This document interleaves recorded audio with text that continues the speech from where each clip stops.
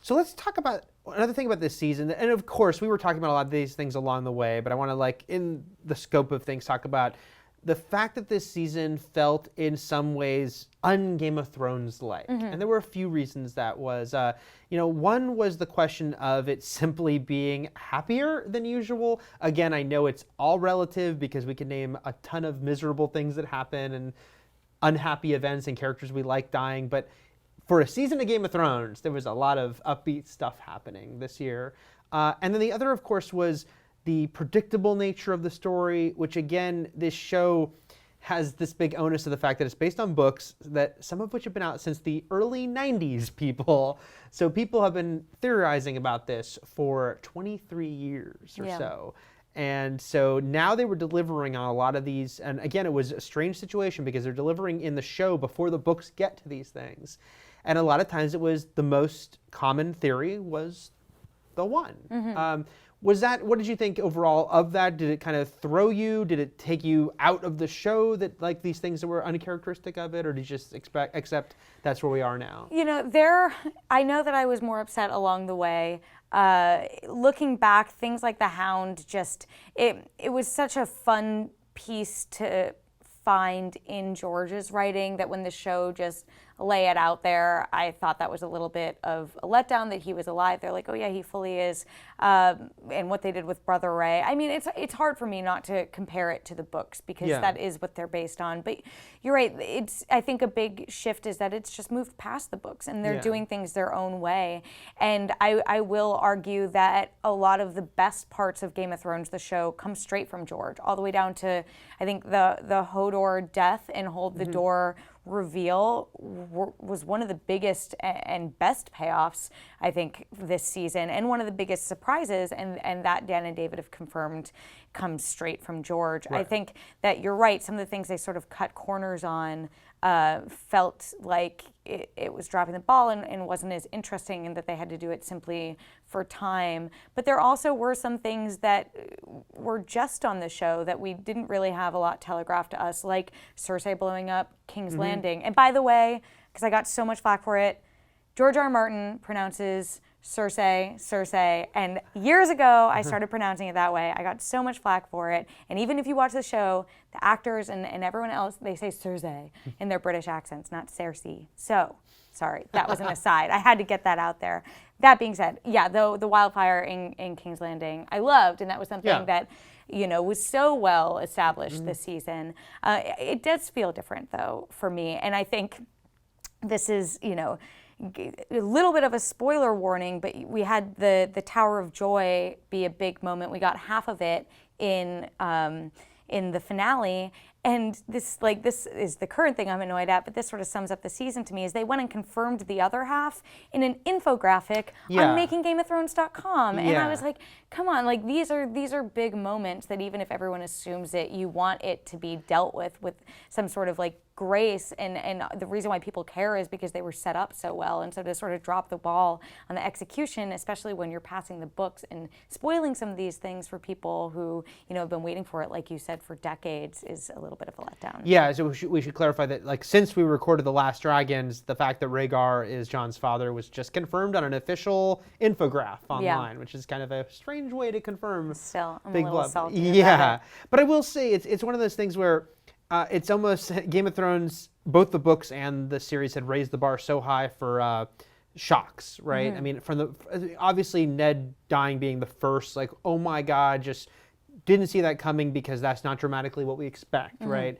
And then a lot of them since. But that being said, there is something to be said for paying things off in a satisfying nature. So yes, Jon's parents were the most common theory. Yeah. And cold hands was the most common theory. We think that's the books. That's like one of those murky ones a little bit. But a lot of times you just have to think about, we joked with the Rhaegar with the reveal when they didn't say the name on the show. We're like, well, at this point, if it's not him, that would be kind of ridiculous, right? Because then you'd be sort of pulling something out randomly that would be really hard to reconcile.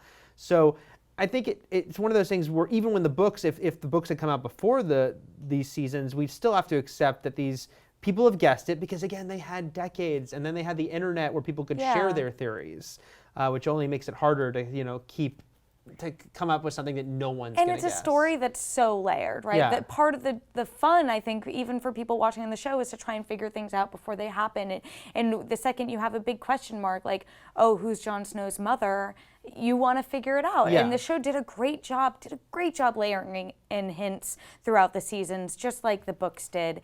It's when, the show doesn't have time to pay off some of those things that it gets disappointed, or you're right, when, we've spent so much time thinking about them and you think that they're worth more weight than they are, and they don't always get that. Right. But I guess my main thing there is that predictable doesn't, in and of itself, isn't bad if it makes sense story-wise.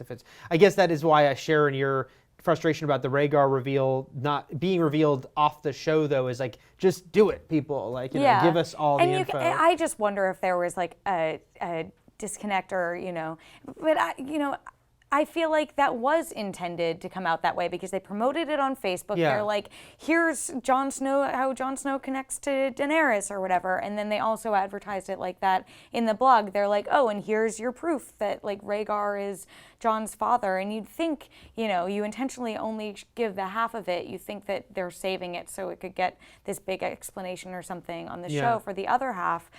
So that was a little bit of a disappointment. And when we were talking about it with the Hound in particular, about whether so many people predicted this and it was a little bit of a letdown when it happened, I didn't think the Tower of Joy was a letdown. I think it's all in the execution, which we're sort of saying over and over again. But I want to go back to that because we got a lot of flack for that because we've also predicted a lot, and it's you think you have some portion of the big picture, but you want the execution to further that and to explain to you why is this so important. Right. And I think with the Hound still, why is he back? It's really cool that he is back. It's really cool that he's teamed up with the Brotherhood without banners.